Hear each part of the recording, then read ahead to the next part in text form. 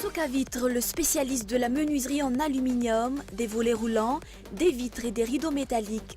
Aza makaneka fitsony, tongava malaky eo amin'ny magasin VAOVAO. Vous avez votre bac, ne perdez pas votre temps.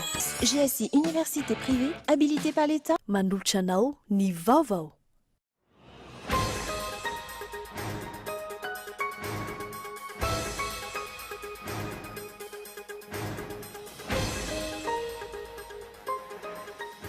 Namafisy ny masivo frantsay androany tany amin'ny serasera-pifandraisana fa manalavitra ny fitondrana tsara tantany Madagasikara tamin'ny nanolona ny tale jeneraly ny tahirom-bolam-panjakana ankilany tsindry azo lena sy fanapara-pahefana no andraisan'ireo mpiasa ny fanapa-kevitra ny fitondram-panjakana tsy akeny Orlando Robman ny famindram-pahefana atao rapitso.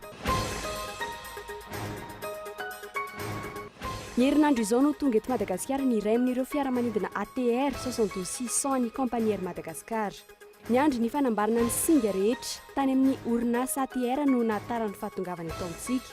Afaka isidina any amin'ny abakabaka Eropa ireto fiaramanidina vaovao ireto. Parana ny fanaraha-masiny vidin'entana eny an-tsena ankehitriny samy manana ny azy ireo grossista sy mpanjara.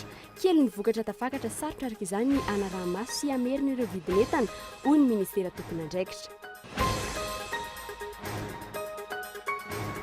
Taxi moto 12 mivezivezy araka ny tanàna Antananarivo amin'ny sarany ariary mampiditra vola mandidina ny 3 alariary hatramin'ny 4 alariary isan'andro. Matiatika ireo fiarakaretsaka.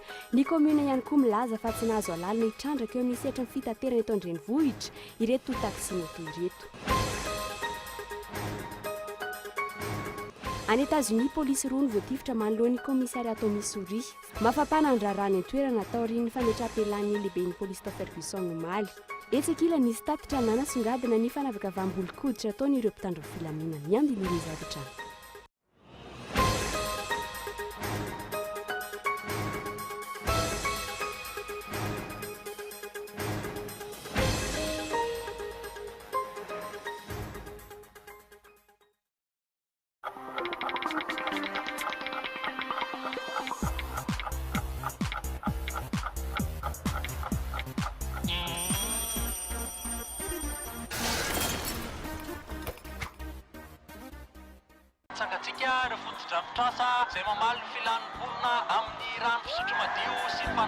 Toky fitaka fa ny atao no hita. Manantena ny fandraisana tanana manokana ny sehitry ny rano sy ny fanadiovana ny isam-batan'olona.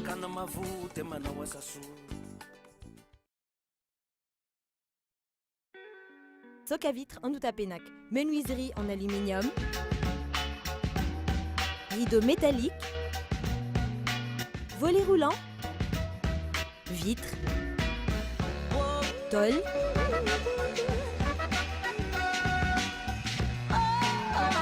Soc à vitre en Outapenac, 020 22 682 28, 033 11 256 63, Soc à vitre en Outapenac. Très sincèrement à votre service. À l'occasion de la fête pascale, des nouvelles gammes de produits débarquent chez VAOVAO. Des produits performants possédant une polyvalence incroyable. Des produits de première qualité, premier choix, marque originale qui transforme votre univers avec modernité et savoir-faire. Alors dès maintenant, faites vos achats dans tous les magasins VAOVAO. Joyeuse Pâques avec VAOVAO. VAOVAO, toujours meilleur. Vous avez votre bac, ne perdez pas votre temps. GSI Université privée, habilitée par l'État, vous propose 4 filières clés.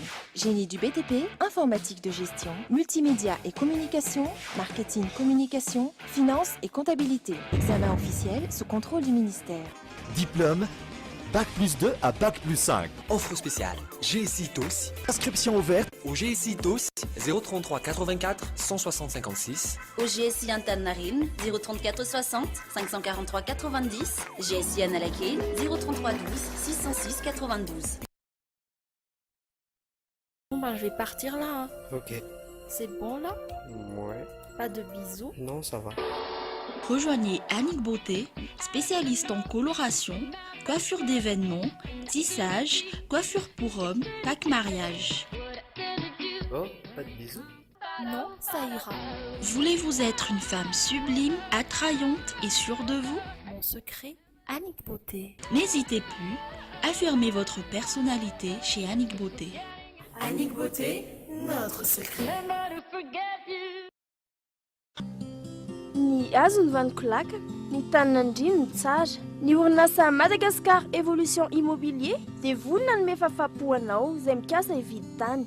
Fitsidihana maimaimpoana, mampandrisaina anao amin'ny fikarakarana ny taratasy rehetra. Koa raha mila fanazavana fanampiny ianao dia antsoy azy ny laharana 033 21 099 06 na ry 034 14 099 06 22 566 54. Madagascar Évolution Immobilier, un avenir sûr, investir, bâtir pour le futur. L'EFMED, c'est toute une gamme de produits d'ameublement d'une standing super classe, bien pour tous. Pour ma nouvelle maison, ce canapé est vraiment idéal pour me relaxer le week-end.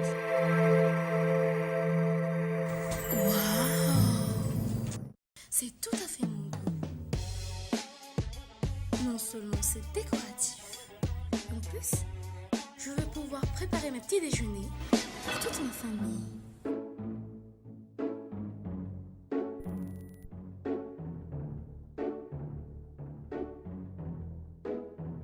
Même les enfants rêvent d'être grands.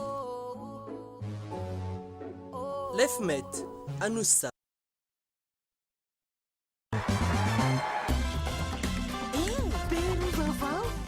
Ahafahana miantso mandritra ny adiny 2 ora be zao makany an'ireo numéro orange rehetra amin'ny fotoana rehetra tolotra manan-kely 2 andro antso iaingana ny 224 étoile 2 ararotsy ny be 2 miamanja ny antso miaraka amin'ny orange miamanja ny tontolo miaraka amin'ny orange. Sangatsika ireo foto-drafitrasa izay mamaly ny filanimbolona amin'ny rano fisotro madio sy ny fanadiovana. Toky fitaka fa ny atao no hita. Manantena ny fandraisana tanana manokana ny sehitry ny rano sy ny fanadiovana ny isam-batan'olona. Fanjakana mavo dia manao akaso.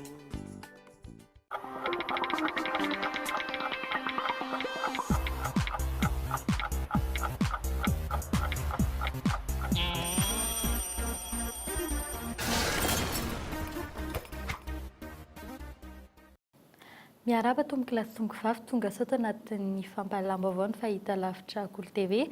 Miaraba manokana ireo mpanaraka izany amin'ny alalan'ny fahita lavitra DSTV any amin'ny faritany Antsiranana.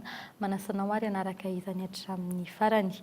Miamseho olana ankehitriny fa manalavitra ny fitondrana tsara tatana ny eto Madagasikara na mafisy ny masivo frantsay izany tamin'ny alalan'ny tambazotra Twitter etsekilan'izay tsy manaiky ny nanesorana ny tale jeneraly tahirim-bola mpanjakana ny piasa ao amin'ity sapan-draharam-panjakana ity tsindry azo lena sy fanaparam-pahefana no andraisan'izy ireo ny fanapahan-kevitry ny fitondram-panjakana omaly ny tsian'izy ireo tamin'izany fa alatra be vava no kasain'ny tompona ndraiky mpanjakana iray atao antony nanesorana ny talenty sapan-draharam-panjakana ity voatonona manokana tamin'izany ny minisy mpanjakana Rivo Rakotovao arao ny fanatediana.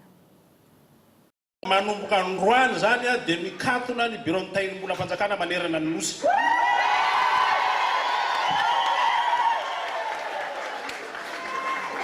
Ary tsisy na service minimum na dia kely azy tsisy. Mitaky ny amerenana ny tale jeneraly ny tahirim-bola mpanjakana ireo mpiasa amin'ity sapan-draharam-panjakana ity ankehitriny. Raha-tsy aivina fandavana tsindry-bokotra kasain'ny minisy mpanjakana atao no antony nanesorana azy. Ohatra amin'izany ny famoahana vola 4 miliara ariary izay tsy fantatra marina izay tena antony angalana azy. Mikatso avokoa aloha zany ny raharaha rehetra eny amin'ny tahirim-bola mpanjakana mandra-pivahany ity olana ity. Nilaza kosa anefa ireo mpiasa fa hiverina rehefa leran'ny fandraisan'ny mpiasa mpanjakana ny asany. Fa ny androany aloha zany zahay dia miteny aminareo fa zahay tsy hiasa raha tsy averineo dia chez Orlando. Ny mety ho fiantraikany amin'ny asa mpanjakana zay rehetra eto reto mpiasa mpanjakana vahoaka ohatry ny olona rehetrarehetra. Zahay tsy manao boycottage ny fiainam-bahoaka zany, tsy ohatran'ny sasany zay matoa miaro ny ara-dalàna dia ara-dalàna daholo ny zavatra ataonay. Rehefa tonga ny fotoana tsy maintsy anaovana ny asa ka hoe mahakasika ny inona filazana zany tombotsoan'ny vahoaka dia miasa zahay manao an'izany. Na ireo avy amin'ny vondrony iraisam-pirenena azy efa nampaneno lakilosy efa mizotra manalavitra ny fitondrana tsara tantana ny eto Madagasikara. omaly ny avy ao amin'ny firenena mikambana dia nanao valandresaka tampanao gazety fa isan'ireo firenena tsy mahazo fanampiana indrindra malagasy noho izay tsy fahatokisam-pamady vola amin'ny mpitondra izay. Androany ihany koa namoaka tany amin'ny tambazotra sosialy iray ny masoivo frantsay nametra-panontaniana hoe azo adiko fanampiana tsofina amin'ny antso ny mpamady vola ny amin'ny tokony sy ny fitondrana tsara tantana eto amintsika ve ny fanoloana ity tale jeneraly ity. Fanairana ho an'ny mpiara-miombina antoka momba ny mety ho faharatsy ny fomba fitantanana ny fitondrana ankehitriny amin'ny ho avy izany ho ity masoivo vahiny ity. Inona ny fiantraikan'izany amin'ny famatsiam-bola ny vondrona Eoropeanina?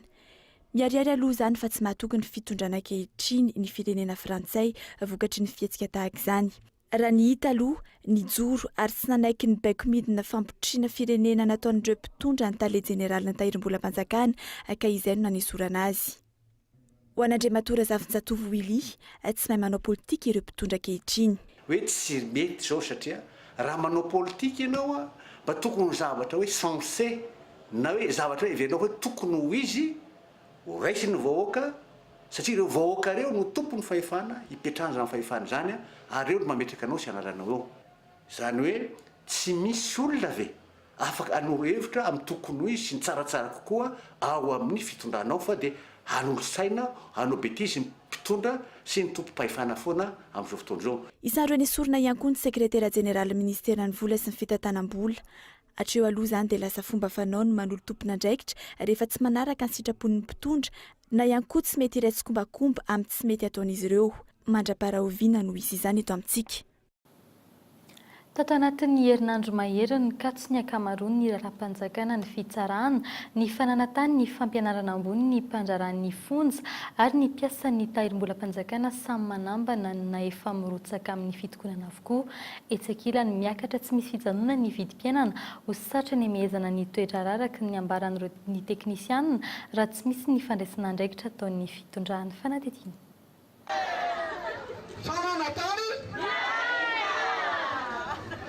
Mikatona ny fitsarana tsy miasa ny mpiasan'ny fananatany manerana ny nosy, mitokana ny anivon'ny tahirim-bolam-panjakana, verimaina, ny vahoaka mikasana anao raharay eny anireo birao-panjakana ireny. Manambana hitokana ny mpampianatra pikaroka, manjaka ny tsindry azo lena amin'ny orinasa tsirairay sy ny mpiasa madinika ao aminy.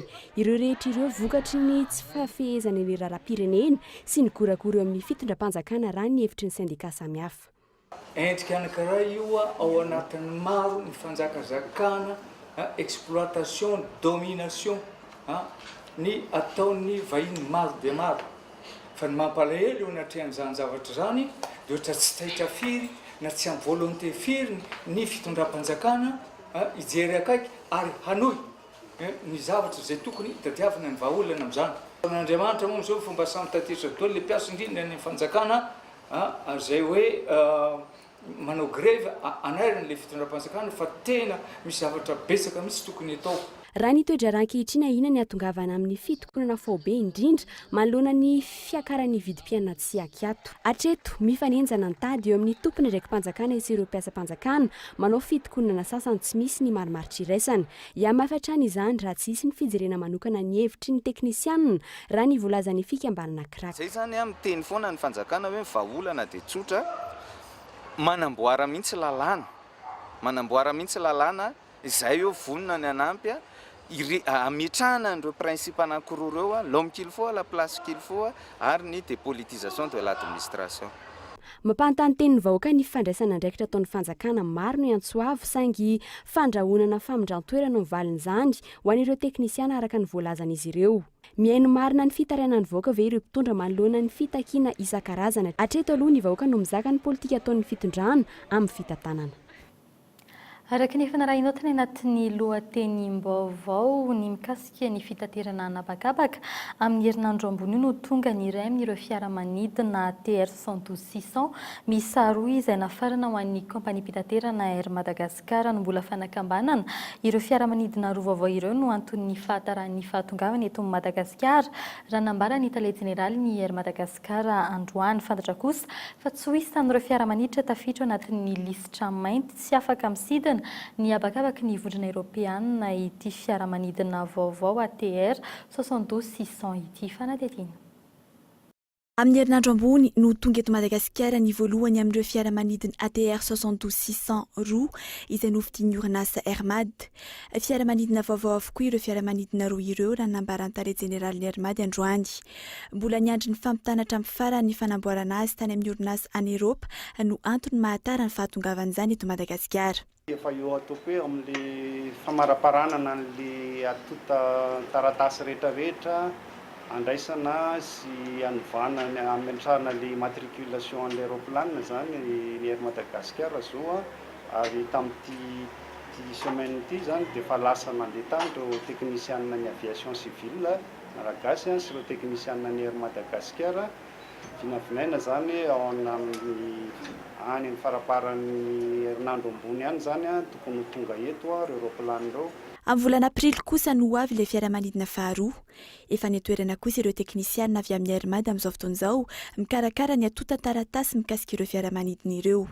Tsy mbola afaka ao anatin'ny lisitra be kosa Madagasikara saingy tsy mbola nametraka fepetra vaovao amin'ireo fiaramanidina roa ireo ny Europeanina. Afaka isidina ny apakapaka Eropa araka izany ireto fiaramanidina vaovao ireto. Ny Europeanina zany dia tsy nametra fepetra vaovao raha ohatra ka hoe Air Madagasikara dia mijanona ao anatin'le tipana avion ampiasainy zao araka ny lazaiko hoe raha ohatra ka hoe ATR 62600 indray ireo le ataoko hoe le nouvelle génération ao anaty même type ATR ihany zany tsy mametraka olana na dia kely fotsiny ary ho an'ny Union Européenne na ny Commission de Bruxelles zany zay fa raha vonona daholo ny atota taratasy ampiasaina an'ireo aéroplan ireo dia afaka miasa izy zany na eto Madagasikara na any amin'ny ligne européenne. Raha tsy ahivina, 4 volana Desambra 2024 no niandrasana fahatongavan'ireto fiaramanidina ireto. Vola $970 no natokany fanjakana hividianan'izany. Mikasika ny vidiny entana eny an-tsena kosa manodidina ny 300 ariary hatramin'ny 400 ny vidin'ny vary any amin'ny mpamongadina ny grossiste ankehitriny, mahatratra ny amin'ny 500 ariary kosa hatramin'ny 400 ariary eny amin'ny tsena mpanjara sa mamaritra ny vidiny entana amidin'ny mpivarotra ankehitriny raha ny fanazavana avy amin'ny ministera tompon'andraikitra kely ny vokatra tafakatra sarotra araka izany ny fanaraha-maso sy ny amerana ny vidiny entana fanadihadiana.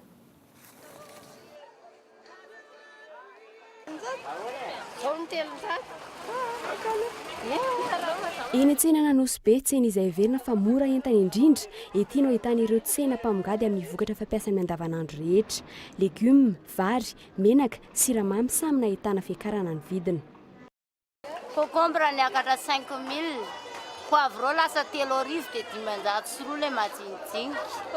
Dia concombre 900 dia 500 lasa niakatra 5000. Efa miena dia miena ny poivron zao raha 5 kilao lasa 2 kilao. Concombre raha 9 kilao lasa 2 kilao, 2 kilao. Amin'ny ankapobeny ny fahatapahana lalam-pirenena vokatry ny rotsakorana ny fanesy no mampiakatra ny vidin'entana. Raha ny vary manokana ny stock ny mora vidy, 200 ny vary eny an-tsena ihany no avy eto an-toerana ankehitriny simba ary miovaloka ireny vary ireny vokatry ny ranobe nandritry ny rivo-doza. Zaho aloha zany kamo be mivarotra le vary gasy satria le vary gasy lafo e, izay ny tena marina. Rehefa ny importé mora be tsy laon'ny olona menana importé. Problema zany le resaka camion tsy tafiditra eto Antananarivo mihitsy. Dia eo zany tena problema. Dia rehefa ohatra zany ka may ianao mba te hivarotra vary kely dia lasa transporté na any Ambohimalaza sy ny camion. Maro amin'ireo vary eny an-tsena ankehitriny anefa ny vary efa marikivy ary ahitana fahasimbana tsy misy ny fanaraha-mason'ny kalitaon'ireo entana amidy ireo ataon'ny ministera ny varotra ankehitriny raha ny fanazavan'ireo mpamongady hatrany tsy ny entana amidy ihany no baranainy ankehitriny fa eo ihany koa ny vidiny. Tafakatra 2 ariary ny kilaon'ny vary makalioka amin'ny mpivarotra maro eto an-drenivohitra. Tafakatra 4 alina ny gon'ny charbon, 200 ariary ny sira, 500 sy 2 ny kilaon'ny siramamy. Tsy misy vidiny entana maro toerana intsony ankehitriny raha ny voalazan'ireo mpamongady vary, ny vary an-toerana ihany no tokony ho lafo. Miopampana nefa ny vidiny entana rehefa tonga eny amin'ny mpanjara, ny ministera ny varotra sy ny fanjifana no miantoka ny fanaraha-maso ny vidiny entana. Mijanona ho mpanaraha-maso ihany anefa ireo tompony andraikitra araka ny fanazavan'izy ireo fa tsy miditra amin'ny famerenana ny vidiny entana raha tsy amin'ny fotoana ny tsy fisian'ny vokatra.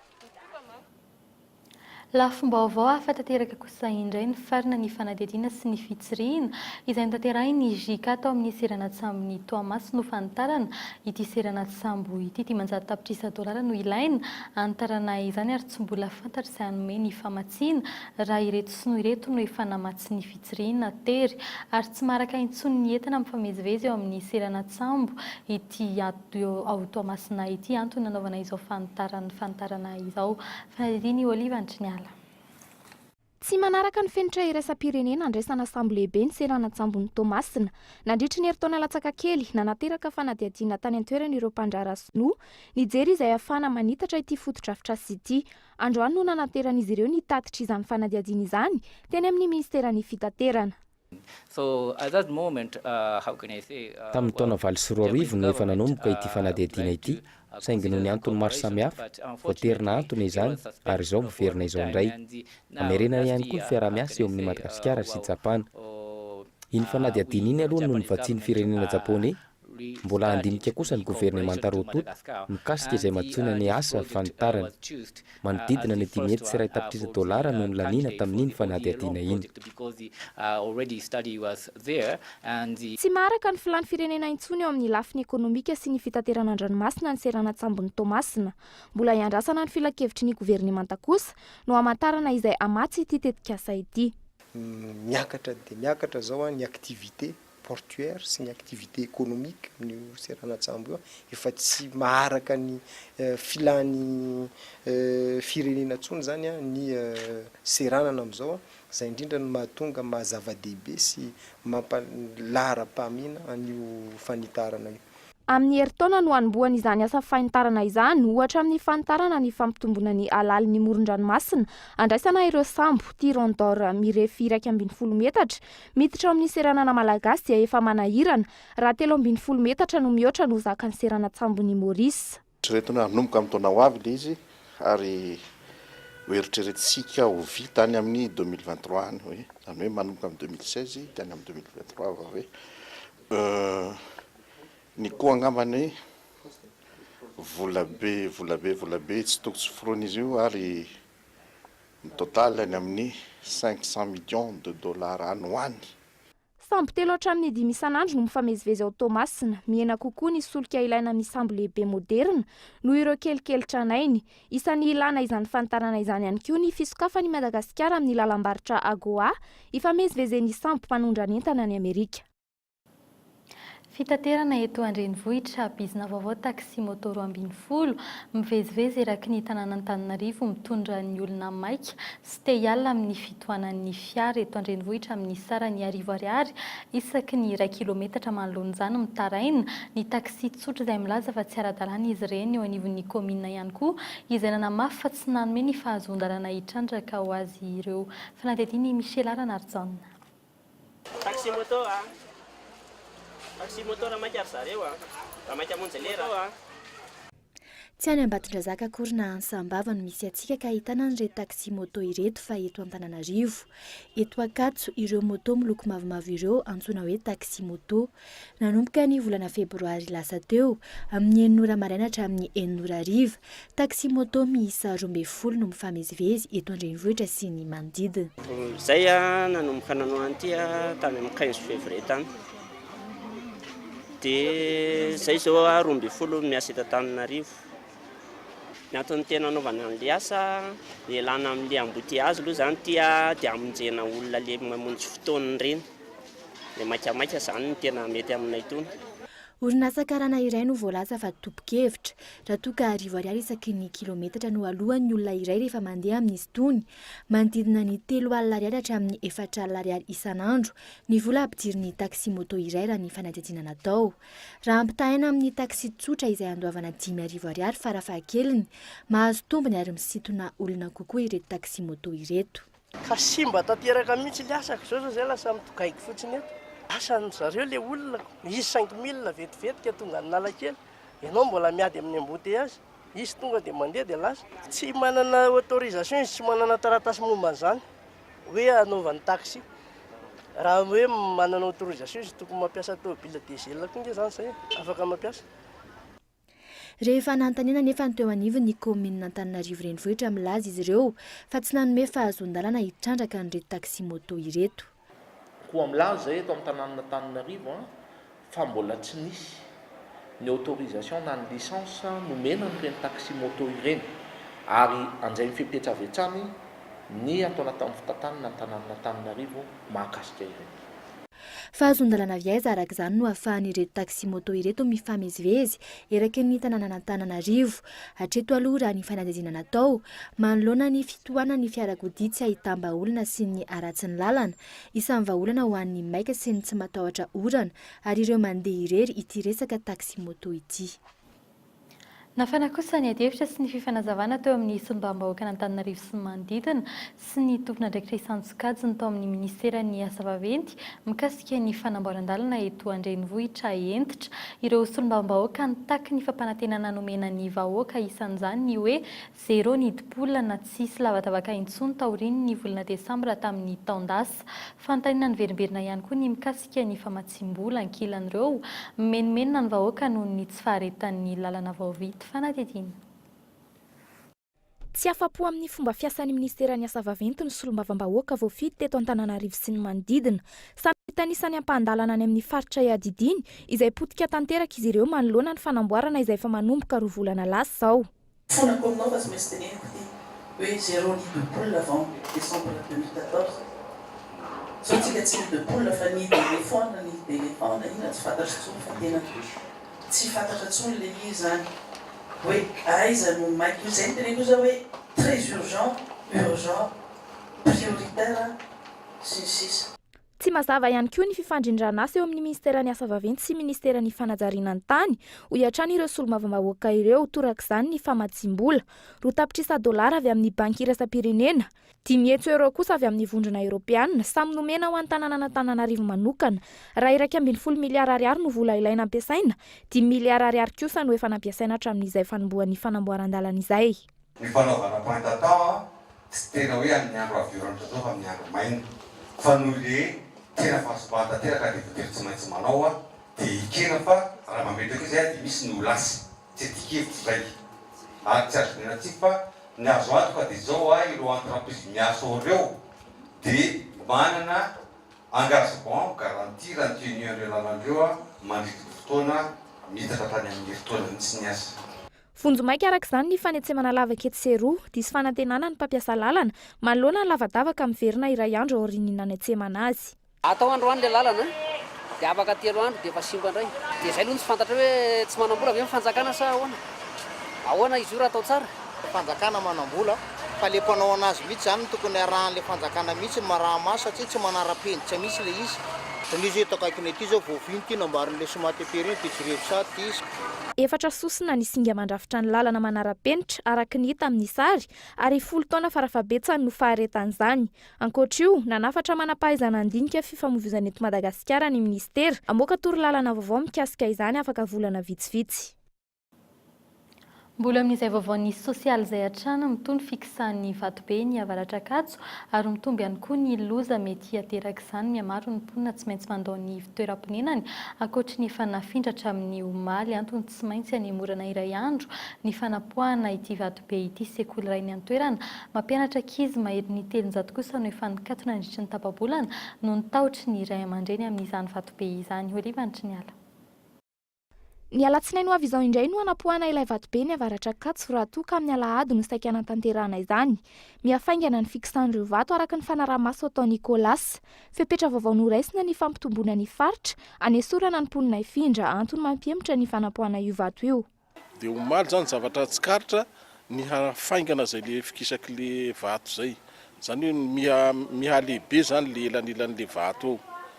Dia rehefa ny alehibe zany izy dia midika koa zany zay fa mety hikorisa tampoka zany io. Kempotra le izy zao satria ohatran'ny somary nalina fotoana ihany tsika amin'le fandresy lahatra dia zavatra misy zany dia tsy maintsy mampahafantarina ny zareo ihany hoe ovina marina le izy fa ny zavatra azo antoka dia tsy mihoatra ny herinandro zay rehetrarehetra zay. Omaly raha nanontaniana ireo mponina mikasika ny fandraisana an-tsoratra ny fananan'izy ireo tsy nisy izany. Ilaza kosa ny lehiben'ny distrika eny an-toerana fa manatsafidy ireo mponina ny anaovana izany na tsy. Tsy hoe nalàna maimaika ny olona fa nomena fotoana nanomboka tamin'ny 9 maraina ka hatramin'ny 10 sasany atoandro ireo olona ireo a dia nanam-potoana mihitsy afaka nandray an-taratasy ny momba ny entana ao an-tranony afaka niomana tsara dia tsy nisy mihitsy ny fanampoana fa nanam-potoana tsara izy raha ohatra ka nanao an'izay. Efa saika mikatona ny 700 trano tazan-davitra ary tsy ahitana olona mivezivezy intsony. Sekoly iray kosa tafiditra ao anatin'ny faritra tsy azo ivezivezena no efa nikatona nandritry ny tapa-bolana vokatr'izany tsy misy mianatra ireo mpianatra ao. Nanomboka tamin'ny resaka ny momba ny vato eto izay tapa-bolana dia tsy afaka nianatra mihitsy ny ankizy tato aminay satria ny antony izany fa maofabe ilay resaka. Dia efa nezaka ihany izay hampianatra dia rehefa hampianatra izay dia ny ray aman-dreny mpianatra indray no maheno vaovao amin'ny resaka sifle any ambany ihany. Dia tena tsy manana hevitra mihitsy satria ahafahana mampianatra an'ireo ankizy ireo satria tsy manana salina hafa eto toerana izany fa dia ato dia ato.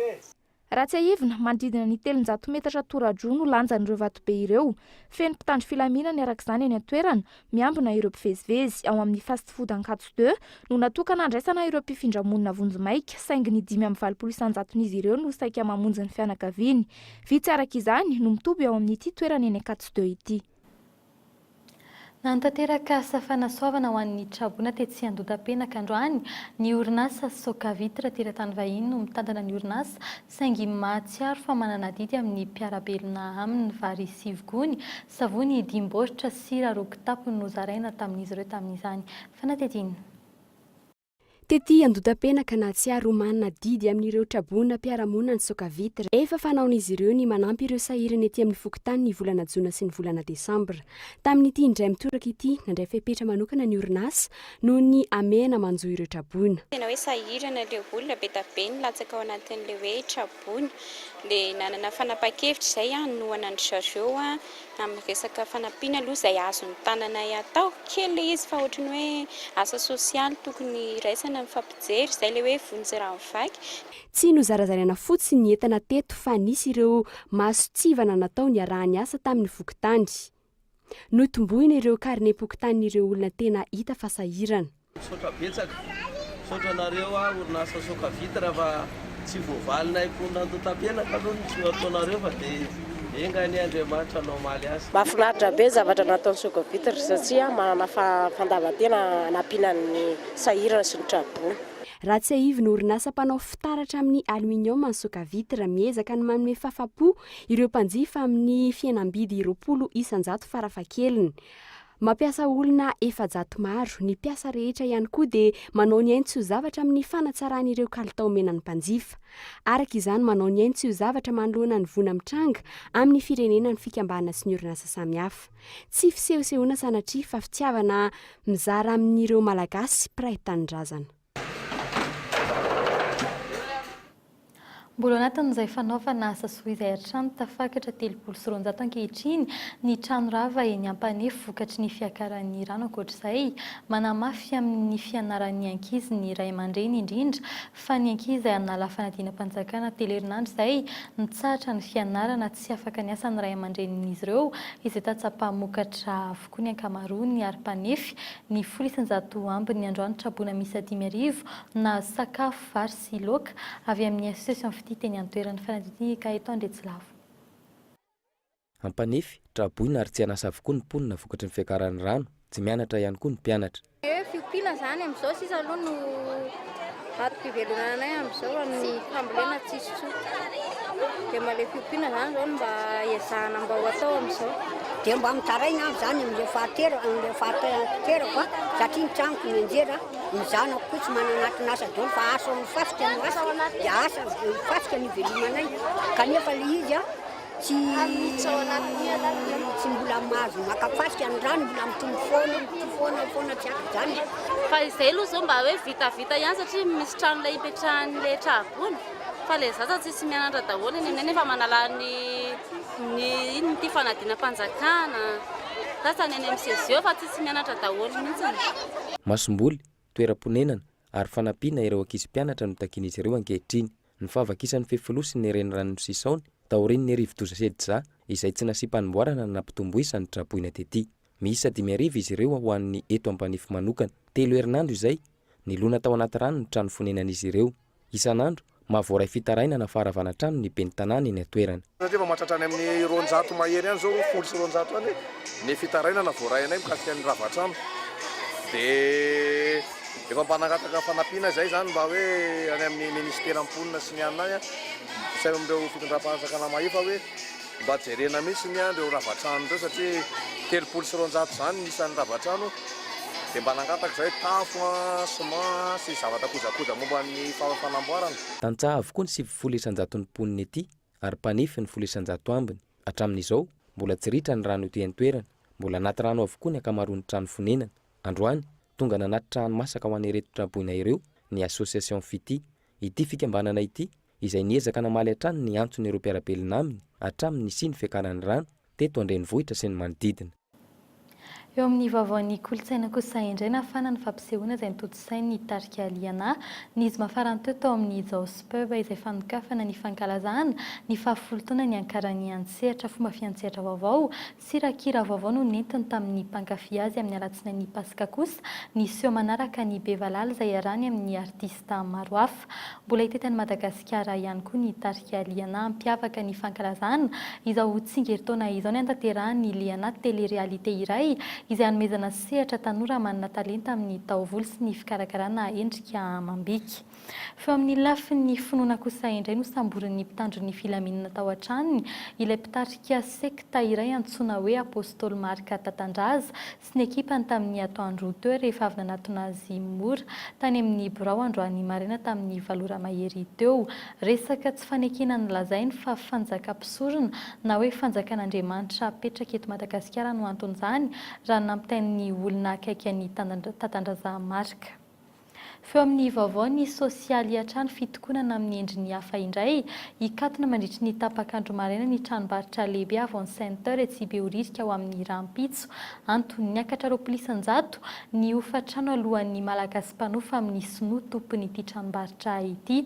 Ohatra amin'ny hofan'ny tsene ny raha ray tapitrisa ariary ny hofan'ny stand iray teo aloha tafakatra hatramin'ny enety sy roa tapitrisa ariary zany ankehitriny.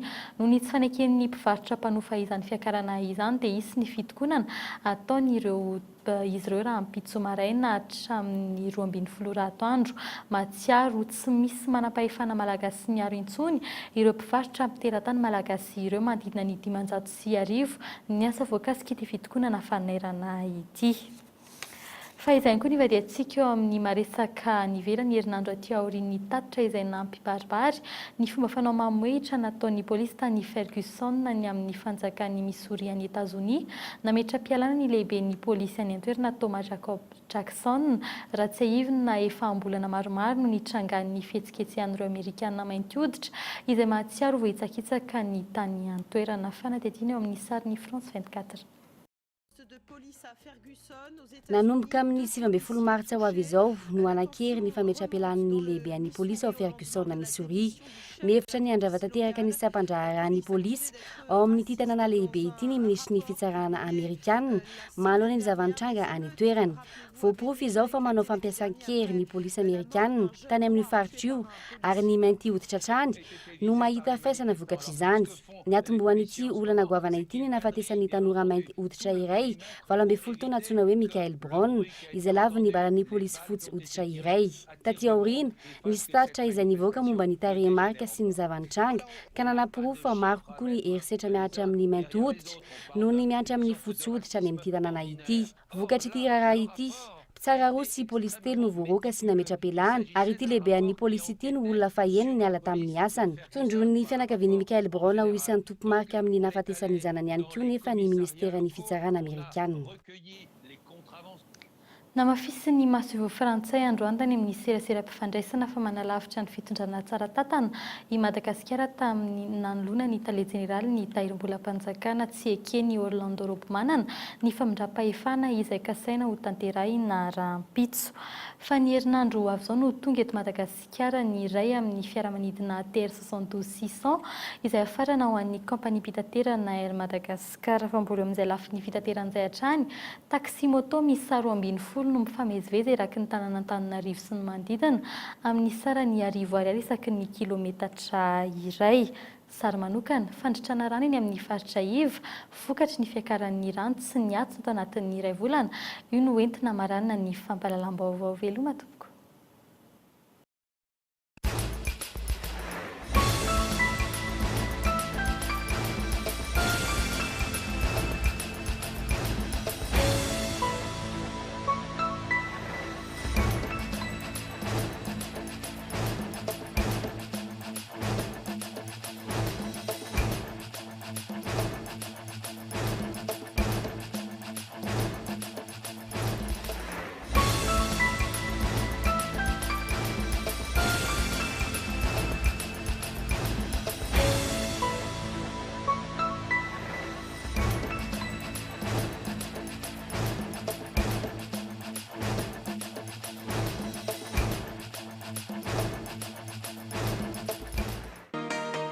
Vitre, le spécialiste de la menuiserie en aluminium, des volets roulants, des vitres et des rideaux métalliques.